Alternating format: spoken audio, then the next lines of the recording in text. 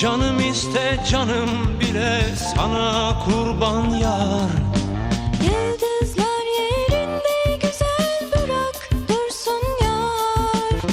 Saçlarımı ellerinde okşa yeter yar. Gönlüm senden bir şey ister, nasıl desem yar. Allah beni bulla beni al koynuna yar.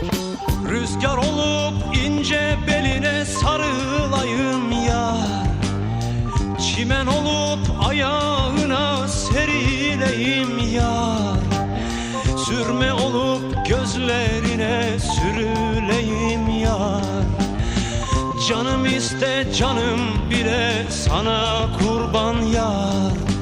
Allah beni bulla beni al koynuna yar. Gözüm senden